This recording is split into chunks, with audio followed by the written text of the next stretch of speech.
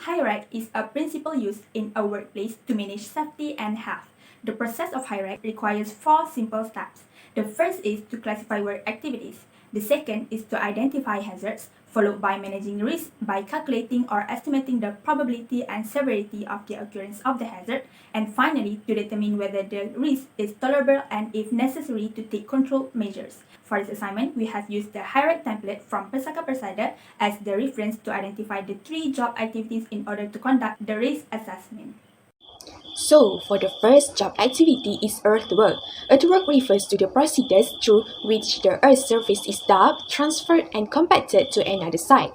All earthwork must be done within the construction area as stated on the plans and in an approved manner using appropriate tools. During the earthwork, workers are exposed to the insects such as bees, wasps, hornets, and fire ants. The landslide also happens at the project site when chunks of rocks, soil, or debris tumble down the hillside. Landslides are especially dangerous both during and after heavy rains in areas where wildfires or human alteration of the soil have devastated greenery on slopes.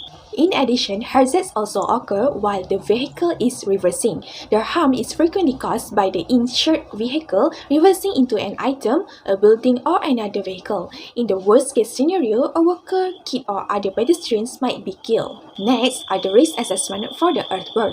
Since the workers often perform a lot of their work outside, they are used to getting bitten by insects.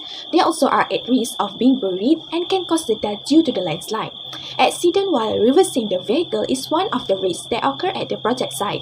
The accidents also could lead to death. So what are the initiatives have been taken to control the risk? For the first one is the employers ensure their workers follow the safe work procedures in order to prevent them from being stung by the insects. They educate the employees on the hazards of being stung or bitten by insects and scorpions, how to avoid and protect themselves from stings and bites, and what to do if they are stung or bitten. They also made sure there would be no work during the rain so that the landslide hazards could be avoided. It also could disrupt the site for construction workers and heavy machinery operators. Following traffic safe work practice is another way to control hazards from reversing vehicles. All the drivers and workers need to be familiar with and understand the site's routes and traffic restrictions.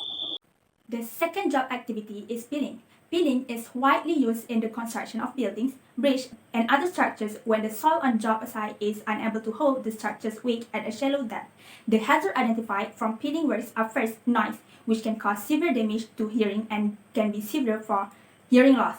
Second is wire rope breakage. This can cause serious injury or death to the workers at the workplace. The third hazard is uneven ground. One of the causes is a peeling rig accident at the peeling site. The risk assessment that can be identified from the first hazard, which is noise, if the workers are not wearing the PPE, especially for ear protection. Noise hazard is assessed as medium risk, which means it requires a planned approach to controlling the hazard and applies temporary measure if required. For the second hazard, which is wire rope breakage, this hazard often occurs because there are no inspection before starting work.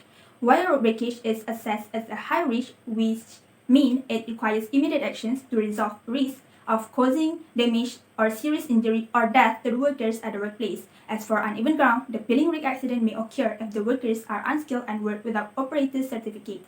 Uneven ground hazard also assessed as a high risk and requires immediate action to control. From the HIRARC form, in order to control the risk, workers need to follow safe work procedures. Firstly, personal hearing protection and noise transmission path will need to be examined.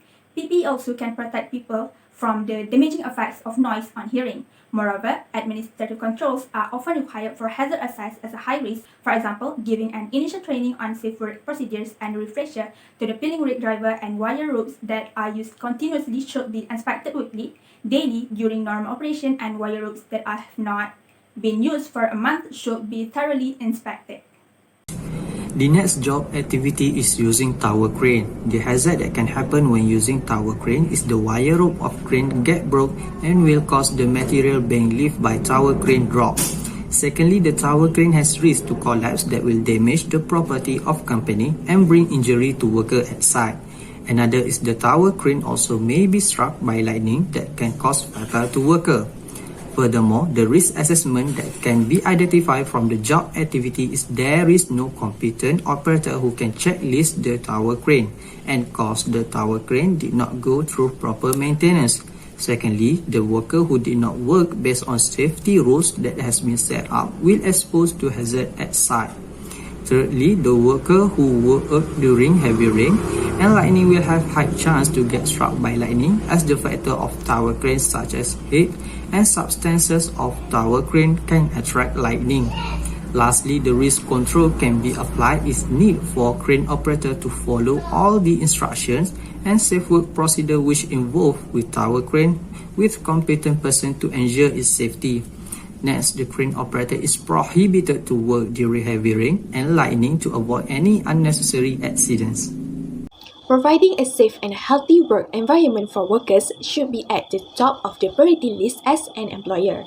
Each company must undertake an evaluation of the workplace and its operation at least once a year to stay updated on any new potential hazards that have been identified that might harm workers' ability to finish their jobs. Being alert of the danger and risks correlated can assist in keeping them to a minimal and ideally preventing related injuries. That's all from our group. Thank you.